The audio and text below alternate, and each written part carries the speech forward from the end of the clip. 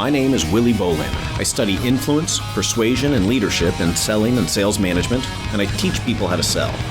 In this podcast, we'll talk to some of the world's top sales leaders and see what we can learn from them.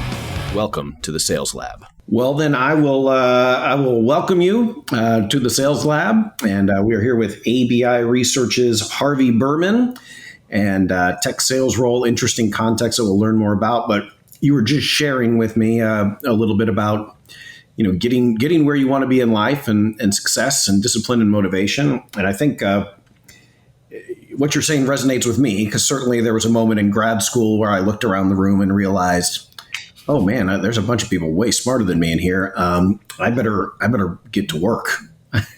But tell me how this has played out in your life. Yeah. So first of all, Willie, thank you very much. I appreciate the opportunity to be on the podcast with you today.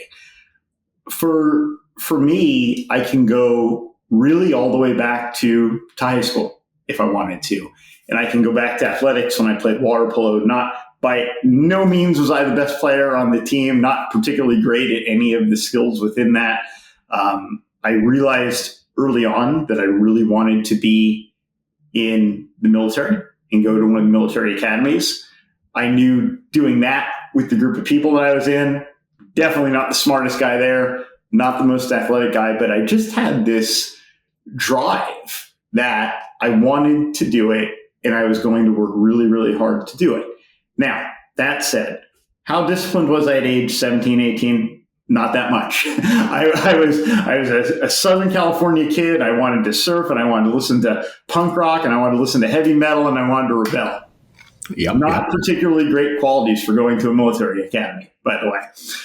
So I learned early on that some rebelliousness is good, that I needed to dial that back. And honestly, I was very, very immature at that age and really immature through college and even really until I would say age 30. And at about 30, I kind of got it dialed in. I went into sales because I wasn't sure what else I wanted to do. What I really wanted to do was play third base for a baseball team. But since I didn't even play baseball in college, that probably wasn't going to happen. And then I wanted to play in the NBA. I'm 5'11". There's not a lot of 5'11" guys in the NBA. That wasn't going to happen. And I remember talking to a guy who says, what do you think about tech sales? I said, wow, that seems interesting. I mean, I kind of like tech. He said, well, you can make a good amount of money. I said, well, that sounds good. So I did that, and I was okay at it at first. Definitely not the best conversationalist. Did not have sales skills. Did not have negotiation skills. And so I remember listening, I'm going to date myself, listening to cassettes way back in the day in my car stereo of how to get better at sales. And I remember listening to them all the time, and I kept thinking, if I put in the time and I get better at these things, maybe I can get a little bit better at sales. I had an opportunity at about the age of 32 to work for, at the time, the premier manufacturer's rep in Southern California.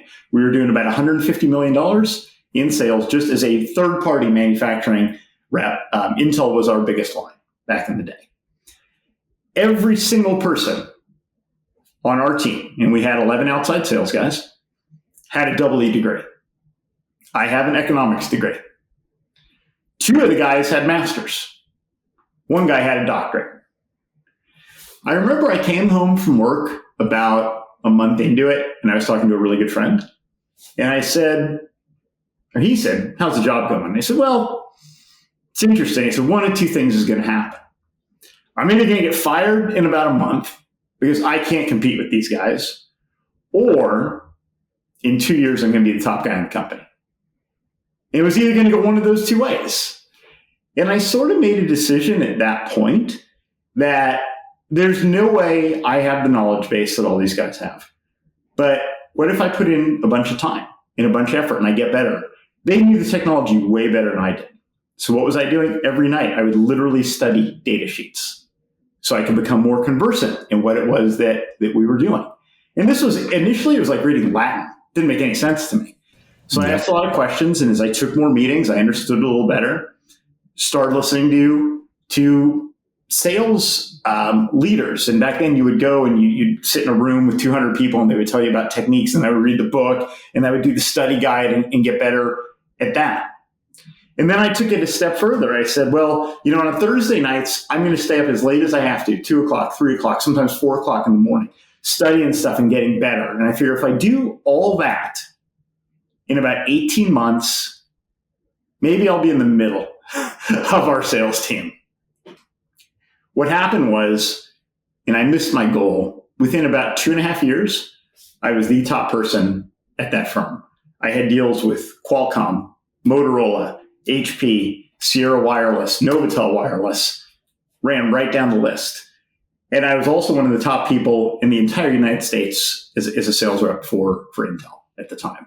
And so now I was saying, wow, getting pretty good at sales. And what I realized, again, there were guys way more talented than me, but they weren't putting in the time and effort. They didn't have the discipline, or didn't want to exercise the discipline, rather, to get there. One of the things, Willie, when I interview people, I will say to them, what's more important, motivation or discipline? It's a little bit of a trick question because there actually is an answer. I think there's an answer. I'm going to tell you a story. I have a very, very good friend. He actually happens to work at ABI Research. He is a legit world-class marathon runner. And I needed some running shoes. I don't run nearly as much as him. And he said, Harvey, you've got to get these shoes. These are amazing shoes. They're $250 for these shoes, most I've ever spent. So I get them. They show up. It's about 9:30 at night, and they're black, and it's this nylon or polyester, whatever the thing is. It's some space-age material. The tread is absolutely amazing. I put them on. I literally have a spring in my step when I'm walking. And so I'm laying in bed, and I cannot wait for that alarm to go off at 5 a.m. and go for a run. It's motivation, right? I'm motivated. Yep. I feel like Eliud Kipchoge, right? Day one, right? He's the guy who I think has the world record about 2 hours in the marathon. You know what I have in 6 weeks when I wake up? Running shoes. Indeed. But what I also have is when that alarm goes off at 5 a.m. and I've got that choice to make, which is, hey, I get out and run and I'm not really into it that day, or I've got that, I like to call it the chorus of morons in my head. It's saying, stay in bed, hit the snooze button, eat a muffin, right? Or get up and go work out, right? And that's the discipline. And I can control that. I can control that because I have a decision. What I can't control is the motivation. And I can rely on my discipline every single day. Motivation's great, but I don't know when it's going to be there. This content is brought to you by the TIES Sales Showdown. That's the Technical, Industrial, and Engineering Student Sales Showdown, hosted right here at Texas A&M University. We have over 200 engineering students taking sales classes every semester and a growing minor program in technical sales.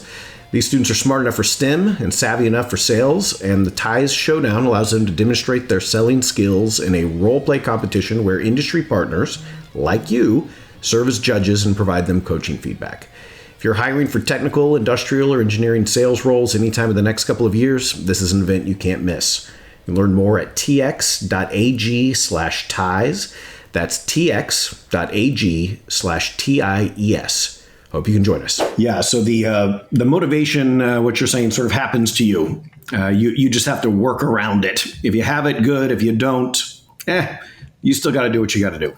Yes, exactly.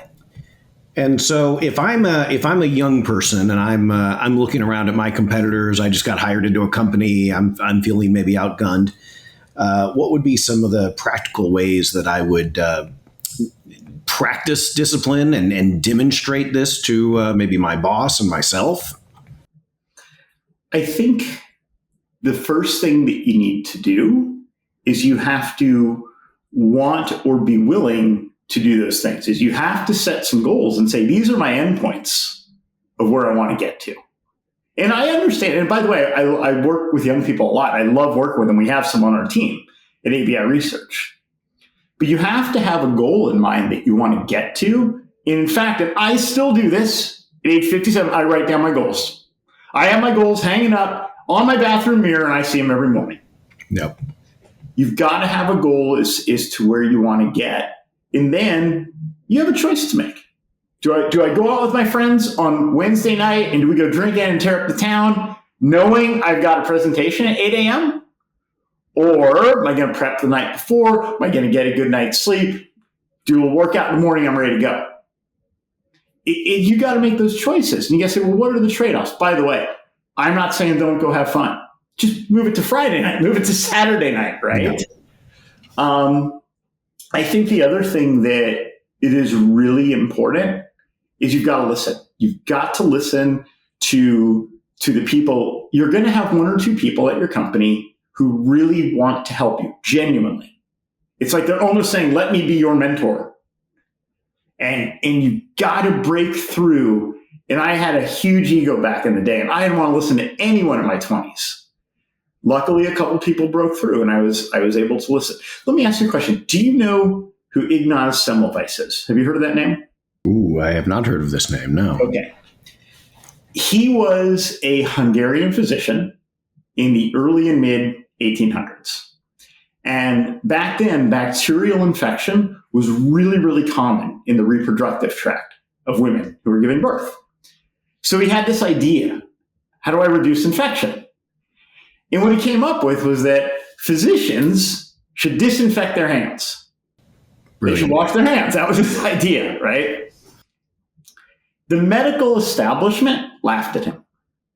They made fun of him. They ridiculed him. He was totally rejected and dismissed because they said, no, we've been doing it this way for years. They didn't listen to him. He ended up having a nervous breakdown. He was committed to an asylum, and he died shortly thereafter. Nice. And the thing was, you've got to listen to people, and it may not be necessarily the person that you think it is. Be open-minded and willing to hear that idea. Be willing to do something different just because we've always done it this other way. Be open to that idea. And if you are open to those things and you give them a try, you're going to find out that some of them will work. And I think that's a tremendously important one now. And I will tell you something. I have been in sales now for 30 years. I had a very, very junior guy, a great guy who was on my team. He went to go pursue an advanced degree in geology a few months ago. Every now and then, he had some idea I had not thought of that was a great idea. And I could have dismissed him. I could say, he's this young guy. I'm not going to listen to him. Guess what? He had some good ideas. So it goes both ways. Well, a fair amount of the research I do is around salespeople's social relationships, the pattern of relationships that they have within the organization, maybe outside the organization. And I talk a lot with my collaborators about this idea that, you tell a young person, or an old person for that matter, hey, it's not about what you know, it's about who you know, and make sure you're well connected and make sure you know the right people. And the easy answer to that is the answer that's obvious to everybody, which means it's probably good to do, but it doesn't create any sorts of advantage. And that's to find the top performer and the VP of sales. And, like you think you're the first early career salesperson who it's occurred to that, I should make sure the VP of sales knows my name. Well, yeah, it probably doesn't hurt that they know your name, but that's not going to give you unique information. That's not going to give you new perspectives. You need to wander down the hallway and find somebody that you really don't know if, you're not talking to them because you've identified them as a valuable tool to your success. You're talking to them because they're there and you should talk to them. And you sort of accidentally find out that they can teach you things, that they know things that you haven't seen in the organization, right? So I couldn't agree with that more, that, you try to gather the information that you can gather. Some of it will be very common information, everybody knows it. Well, you need to know that common information, but if you're really going to push your success forward, you need that novel stuff as well. If I could add to that, and this applies for both internal and external. External meaning customers, internal at your own company. Exactly what you said. Go down if people are in an office, go down the hallway. This is something I still do today. We have some of the smartest analysts, legitimately, some of the best analysts in the world work at my company. They are brilliant. Now, I could go to them and say, hey, give me some advice on something. Okay, here's something better. I just read that thing that you wrote about this. I was really interested in this. I understood this. Could you explain this other part to me? So go in there legitimately interested. Nobody who is at that level, who's at a high level, has a lot of time for you to come in and say, hey, could you help me out? What do you want to talk about? Well, I don't really know. Just help me out. But go in with an agenda. If you put some effort in on the front end and you come to me and you want to talk to me about something I know about, I will respect the fact that you put the effort in. Even if you're totally wrong. The fact that you made an effort to understand what it is that I'm doing, I will take that meeting with you all day long. Good. Well, and then I guess it's also worth saying that you want the VP of sales to know your name, but probably not just because you ran up to them and said, hey, my name's Willy. You probably want them to know your name because you're performing really well, and he or she has to call that name at the annual meeting because you're getting an award. There's better reasons for them to know your name than you just attacking them at a meeting, right? And say, hey, I want to meet you. It's nice. It's fine. But not quite as powerful as them, oh, yeah, okay, Willy Bolander. I know your name now. So, well, let's take a step back. You were with ABI Research. Can you tell us a little bit about what you do? Absolutely. So I am the EVP of Global Sales. What does ABI do? A lot of people haven't heard of us. We are a leading technology intelligence firm. What we do is we empower innovation and also implementation for our customers in their go-to-market. So what does that mean, right? We're, I think, really uniquely positioned in the market. You have this intersection, right? You have technology solution providers and then their end market companies, their target companies. We are that bridge to drive successful deployments and strategies out into the market, right? So we're that guy who's in the middle. We're going to help you as a customer attract and retain your target and customers. We're getting into key questions here. Market sizing, competitive positioning, ROI opportunities, white spaces. Where do you have an advantage? Where do you not have an advantage? What are the customer needs? What's the voice of the customer? These are all things that you would not necessarily know working at an OEM. But I think at the end of the day, what we are is we're a company that provides solutions and answers of how to better get ahead that you wouldn't necessarily see because you have a myopic view. Don't mean that as a pejorative, but within your own company, right? You're going to get that company in line every day. You need to have a holistic view of that. But here's the best part is every single day I get to talk to our customers. Actually, you know what? Sorry, I have the privilege of talking to our customers. I mean that sincerely. And they're on the cutting edge of technology. I get to see stuff that is a year or 2 years before it's ever going to hit the market. How cool is that? And they're talking to me about IoT, digital security, 5G, AI, extended reality, robotics, industrial manufacturing, all these super cool things. I get to see the front end of it every single day. And I think for ABI, that what sets us apart is we're doing this primary research, but we're doing it in a holistic way, right? We're looking at IT, we're looking at OT, we're looking at CT, right? And I think there's an interconnected domain, right, of those things. And then our customers are saying, okay, well, how does that help us? Well, first of all, I think we're very, very good at what we do. We're incredibly accurate. I'm not saying we always get it right, but I think we're right a lot more than we're wrong. So our alacrity, our customization of what we're willing to do, and maybe most importantly, I would say, is our flexibility and our ability to adapt and to learn and say, hey, we changed. The market changed. Got to change my perspective. Got to change my view on this going forward. And then communicate that out to the customer. And if we do that and then we over deliver on every engagement, which I think is what we do, that's what sets ABI apart. And frankly, and I've been with, I guess I've been with 6 or 7 companies. ABI is the best company I have ever worked with.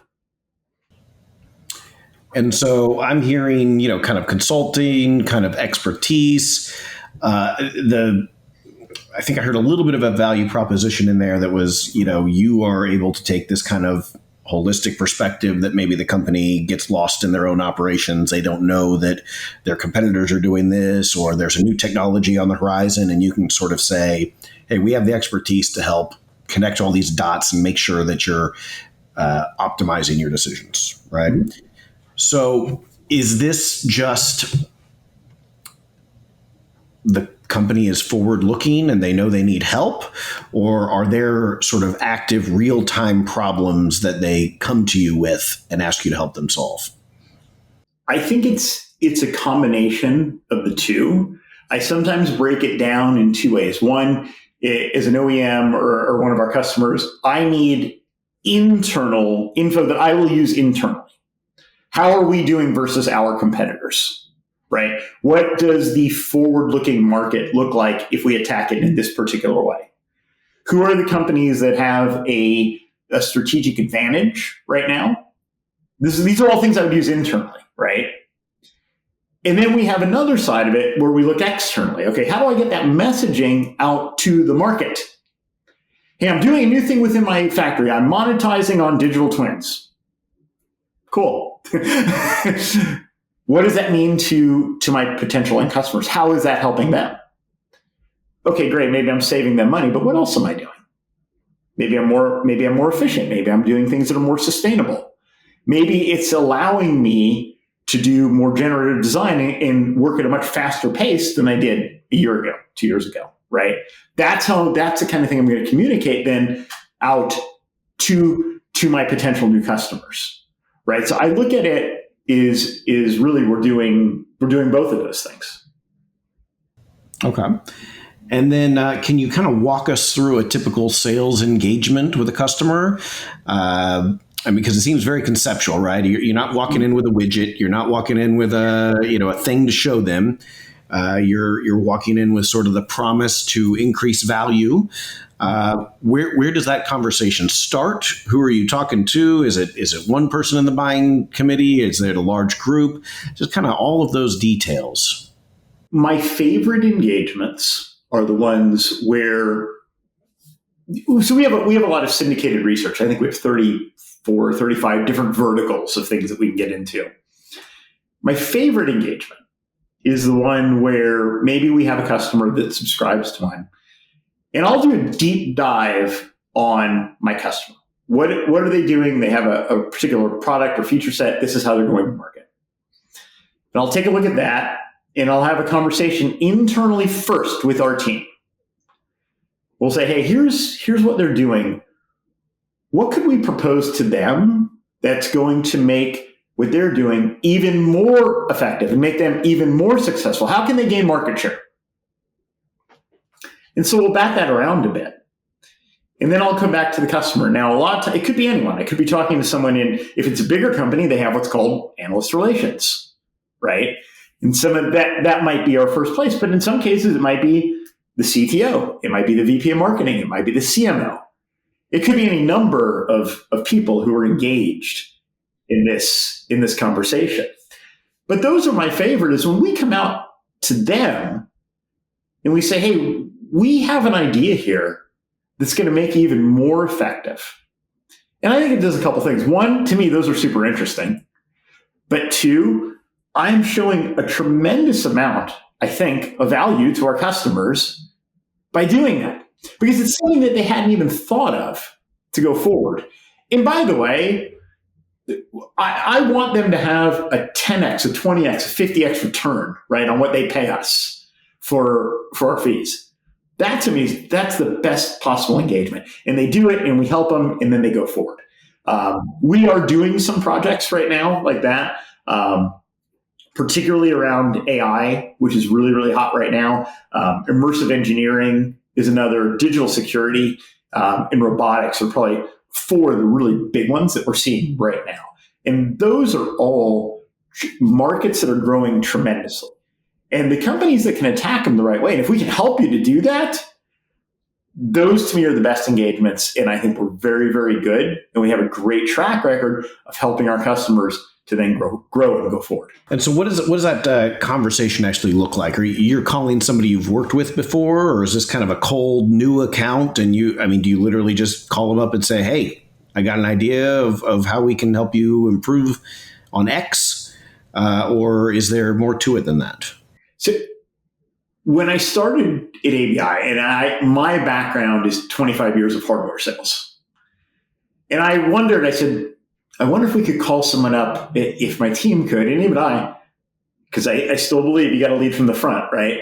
Could I call up customers and say, hey, do you want to buy some research effectively? The answer to that is almost always no. It's over 99% is what I found out with that. And I'm saying this a little bit tongue in cheek. We have a tremendous marketing team that seeds the market with a lot of info that is not behind a paywall, that's out there. And so we'll get people say, hey, I downloaded this, I saw this, great, that's one.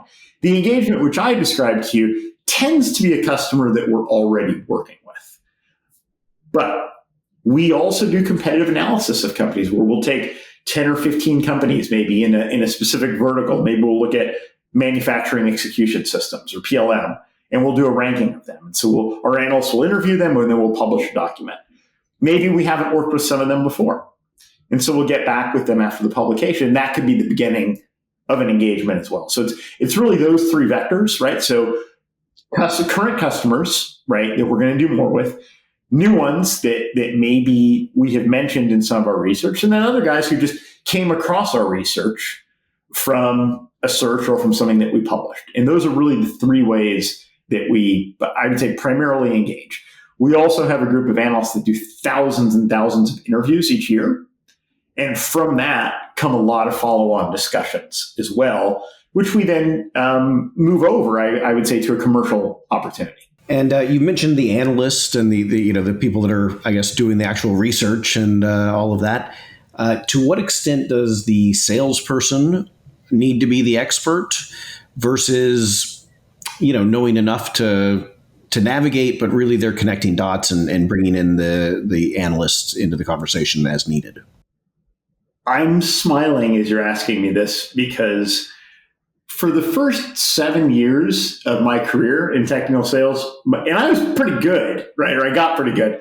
My boss wrote, needs to be more technical for my annual review every single year. Anyone who works for me, they will tell you, what do I write on their annual review? Needs to be more technical. There's a reason for that. Why? There's a lot of conversations that I'm going to have when I don't have an analyst, or in my former life, an applications engineer on the phone. In fact, most of those conversations I'm not going, or I should.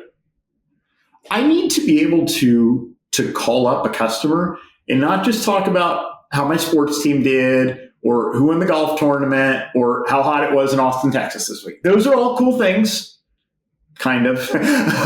But I really need to be able to talk at a technical level that's worth their time to take that phone call. Do I need to be an expert at it? No, I don't. It's a tricky one, right? I'm never going to be as smart as some of the analysts say, nor should I. That's their role. But I will tell you something else. The role of a technical salesperson has changed a lot in the last 10, 15, 20 years. And you need to be way more technical than you needed to back then. And now here's the thing. Once you get it on sort of that flywheel of the technology, now it's accretive, right? I'm not starting at zero. I spend 2 hours every single week reading our own research that we publish at ABI. Why? So I can be conversant in it when I'm having a conversation, where I can talk at a high level to my customers. Hey, here's what's going on in the market. And I can tie it back to something we did or something that's going on. And then you go to the next step. Now I'm going to take that and tie it into their strategic objectives. Maybe their CEO just said, hey, we're really focused on X this year. Hey, I noticed your CEO said that. We're doing this thing over here. I think it would really tie in well with what you guys are doing going forward. And here's why. And we'd like to talk more. I need to be able, I tell my team this, you've got to be able to take that first meeting by yourself without anyone else on the call. And it's really daunting sometimes. Sometimes even now, having done this for a long time, I will have a meeting about a topic that I know reasonably well, but I know there's going to be some really, really sharp guys and ladies on that call. I spent an hour prepping the night before, so I know what I'm talking about, right? And so again, there's just no substitution. You got to put in the effort. Now, if you've done all that and they still get into something you don't know, it's okay to say, I'll find out. That's okay, because you've put in the effort and they can tell. But then you have to go find out, right? That's the other part of it. Yeah.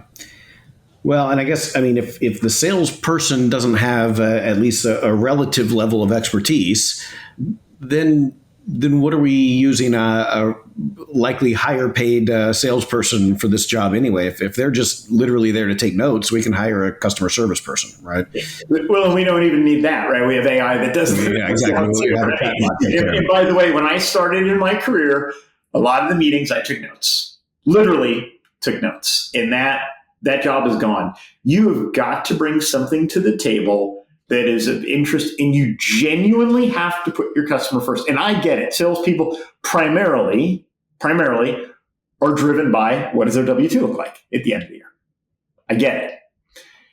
You need to subjugate that a little bit and think, what am I doing that's best for my customer? I have had 2 meetings over the last couple of days, and I'm genuinely proud to tell you this. I told the customer, it does not make sense for you to do this with us. Don't do it with us. It would cost way too much, or it's not the best thing that we can do, or if we do it, we don't even really recommend it based on where you want to get to. And if you do that and you build up this credibility, I call it an undeniable stack of proof, right, of who you are, then your customers realize, oh, wait, I can really trust this person, right? You've got to think about that before, by the way, and I'm guilty of this, back in the day, because how much is it going to cost this? Okay, I get 5% commission. I already had that money in my bank account and spent before I pulled out of the parking lot. And that was before they even gave me a purchase order, right? I get it. You're in sales, that's where you want to go. But if you put the customer first, I promise you the money will come. I have a theory, at ABI, actually, our average customer has been with us between 6 and 8 years. I haven't checked exactly where that number is at, but I know it's more than 6, a little less than 8. So when someone new comes on, I'm not thinking of that number times 1 year. I'm thinking of we're going to have a 6, 7, 8 year relationship. And as a salesperson who's new, who's getting into sales, you're going to have 1 or 2 opportunities a year to really fleece someone on pricing if you want to. You will. You're not going to have a lot, but you're going to have 1 or 2, and you can do it, and they'll pay it. And when they find out that you did that, that relationship's gone. It's done. Yeah. Yeah, absolutely. Well, and you mentioned a moment ago, I wanted to rewind back to something you said a second ago, which was, the sales role changing over the last few years. Walk us through your thoughts on that. What are you seeing? The biggest thing, obviously, is the implementation and use of AI. I am using that now for everything that I do. Now, I want to be clear. I'm not using it because I'm relying on it 100%, right? But if I need to put a proposal together, I will take my notes. I'll take my AI note taker notes. I'll take the customer's notes. I'll maybe take the RFP. I will run all of those things through. And then I'm going to take some time on my own, and I'm going to edit it, and I'm really going to dial that in. And then maybe I put back into the AI, hey, here's the customer's strategic objectives. Look, what has their CEO said recently? What were their most recent earnings? What were the things they said in there? You've got to take all those things into account now more than ever for a couple of reasons. One, you're going to deliver a much, much better dialed-in product. The other reason is, I promise you, your competition, someone is doing that. Yeah. And I think that's the biggest thing. Back in the day, Willie, every company had what I call, there was the major account rep.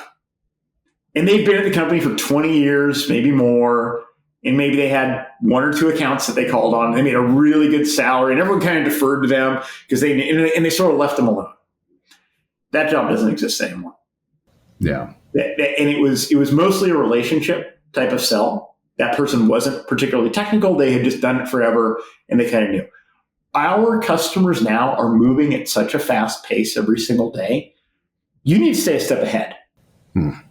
You've got to stay a step ahead. And I think, to me, that's probably the biggest change that we've seen. And it's obviously been accelerated over the last 2 or 3 years, is use AI to help you be more efficient. I was just talking to my COO the other day, because I was running out of time about a year ago to get everything done. I said, can you help me? Can we move some stuff around?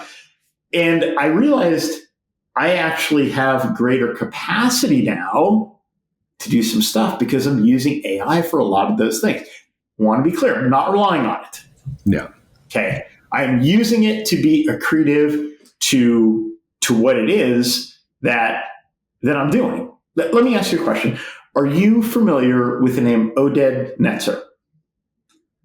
I don't believe I am, no. Okay. Oded, I think, is still at Columbia Business School. I did not go to Columbia Business School. Okay. And he has a great quote. It's one of my favorite quotes, and it's usually misattributed. It's usually attributed to my favorite CEO, which is Jensen Huang of NVIDIA.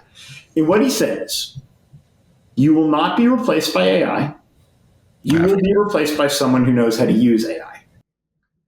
And so I think if you're listening to this, and particularly if you're beginning your career or you're just starting your career, honestly, at any point in your career, but especially if you're getting into it, find out how to use AI. There is so much. You can literally ask AI how to use AI. I typed in a couple of weeks ago, I said, optimize my week. Here's what I have going on. And it did, right? Get creative with how you're using it. And I'm not saying you defer to that for everything, right? I want to be clear. Still have to have your own thoughts here. But the people who can make the best use of that are the ones who are going to get ahead. Yeah. So can we make that a little more concrete? So, you mentioned you have a AI note taker for meetings. What specific program? What are you using?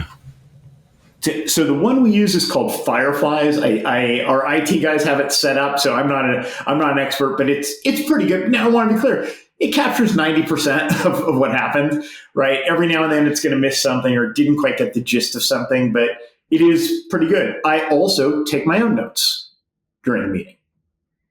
And I'll tell you something I do that's next step, depending on who we're talking to. Sometimes I'll even share that with the customer. Say, hey, I just want to make sure I got this right. This is what I captured during our meeting that I'll be getting back. And then you ask what type of an AI system to optimize your schedule, or what else are you using? I'm not sure I understand the question. Do you mean which AI am I using? Yeah. So you mentioned you'll tell the AI to optimize your schedule. Yeah. So what is that? Is that it's not ChatGPT? Is it Copilot? I like Grok, but Perplexity is also really good. GPT is good. I've got someone on our team likes Gemini. Everyone has their preferences, and so I'm not enough of an expert to tell you all of the differences. I know a few. If I were working, for example, maybe on a business plan, I think Perplexity is really, really good for that. Grok I like because it's real time and it cites it cites where it pulls the information from. GPT is good for certain things as well. And by the way, they're also sometimes wrong about something. I have some little questions I'll ask every now and then that is very, very obscure that I know the answer to, and it'll still get them wrong. So that said, it's still right 99% of the time. Yeah. Well, I have to confess, I am a crotchety old man who is very paranoid about technology and whether it will actually deliver on the promises. And I've been playing a little bit, but this only happened a few months ago. I started playing with Google's Gemini, and I got an email from Google Gemini that said, hey, we have a new thing in Gemini called Canvas.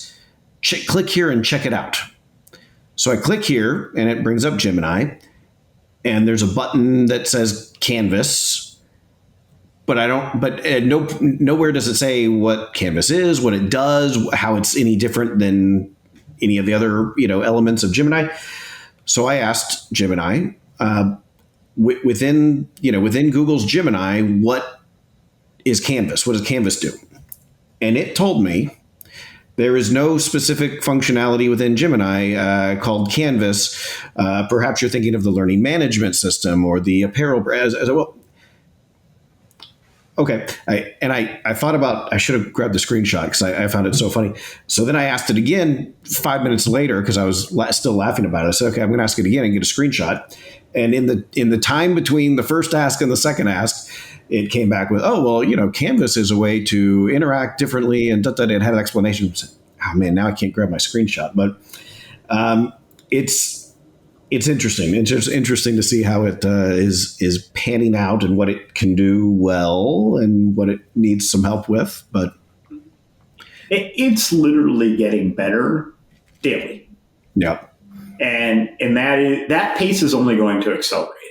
So the question that I ask myself regularly is, how can I use AI to do what I'm doing faster and better? And I'll give you a good real-time example. I was just chatting with our lead analyst on digital security. She's absolutely brilliant. She knows more than probably in the top 1% of people in the world about this.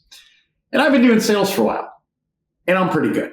And I said to her, I said, Michaela, if you and I talk about a potential opportunity, you have all the technical knowledge, I'm pretty good at sales, we're going to come up with a really good plan. He said, but you know what? AI might think of one or two things that we have not. So why not take advantage of that? Better yet, why not run our idea through and get some immediate feedback on it? And be really specific. What would the customer say if I presented this? What are some potential objections they would have if I ran these ideas past them? Well, now I'm kind of going to level 2, right? Yeah. For this. And so that's the way to use it. Come up with the ideas. Of course, you should come up with the ideas, right? But then use it to be even more effective. What are the possible objections? Is there something that I forgot? What would make this more powerful? What are some things that they might poke holes in? What are some follow-up questions that they might ask?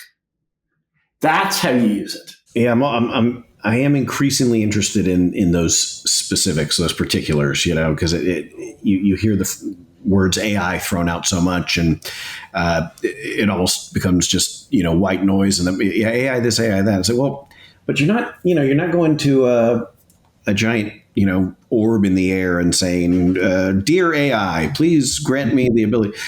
You're using a specific program, you're giving it a specific prompt, you're subscribing to it, or it's free, or there are details here that would be very interesting to know if for somebody trying to figure out how to implement this stuff, because there's an awful lot of options, a lot of directions to go in. I think it's the kind of thing that once you get started and you start putting in prompts, that you start realizing, oh, how can I solve this problem by using AI? And by the way, you don't have to use it all for work too. It's really good I had to fix something actually in my condo recently, and I wasn't sure how to do it. I thought, what are all the things that I need? How should I go about doing it? Right? It's really useful for that as well. It's great. Hey, what do I do if I want to improve my workouts or I want to achieve this as a goal? I just started learning about Stoicism, actually. I've been meaning to do this for years. I finally started just a few days ago. And I said, give me a 30-day plan of things that I should do and or read that I can spend a half hour a day to learn more about this. Right? Okay, great. Now I've got a starting point for it. So that's the way to use it, right? Is implement. You don't need to do it all. It doesn't all have to be for work, right? Use it for things that are fun. Use it for things that you're interested in as well. Yeah, I think that's fair. And I know you had some thoughts on what you look for when you're hiring early career salespeople. I'm seeing our time is dwindling down, and maybe we should hop on that before we run out. And again, this is an interesting issue to me because people love to say these big abstract, I look for integrity. And you go, okay, cool. Well, how the hell do you tell if some person you're going to talk to for a few minutes has integrity? So I might have some probing questions for you. Okay. This is a great question. And I have had this conversation with my chief research officer who's brilliant, who's been doing this for a bunch of years. And we both agree curiosity is one of the most important traits. In addition to that, is this person interesting or are they coachable? How in the heck am I going to measure any of that on a half-hour, 45-minute conversation? I can't. I would love to be able to ask. Let me think of an example here. Okay, I'll get really techie here. What are the main differences in quantum-resistant algorithms and those that are being standardized by NIST versus legacy ones such as RSA and AES? And what does that look like going forward? How many people know the answer to that, Willy? Particularly if you're interviewing with me for the first time and I didn't even tell you we were going to talk about that. Okay, advanced encryption standards. One is symmetric, one is asymmetric, one has public keys, one has only one key. You're not going to know any of that. So I ask a different question. Tell me something I don't know. And what I'm looking for here is for you to show me that you have the capacity to manage complex bits of information, because now I'm like, okay, well, they have a basis to get this. I'll tell you what, let me give you an example. People always use this term inside baseball. I will literally give you some inside baseball about baseball. So we're getting meta here. One of my favorite baseball players ever was a guy named Ken Griffey Jr. Okay, he was a left-handed outfielder. He's a Hall of Famer. He's generally considered one of the top 50 players of all time. In the history of baseball, I think there's about 21,000 people who have ever played baseball. So he's in the top 1% of all of them. But here's the thing. There's maybe only 49 other guys who are as good or better than him in the history of the game. Now, what if I told you that there was another guy who was a left-handed outfielder? He's also in the Hall of Fame. And he went to the same high school as Ken Griffey Jr. And he was born on the same date as Ken Griffey Jr., but 49 years earlier. And that date was November 21st. And this was in Donora, Pennsylvania. And he's also one of the top 50 players of all time, and he's in the Hall of Fame. Yeah, there was a guy who did that. And he played for 22 years for the St. Louis Cardinals, and his name was Stan Musial. Why am I telling you this story? I just showed you that I have these complex bits of information without telling you I know anything at all about digital security. And so I'm demonstrating the ability. So that's something I'll ask you.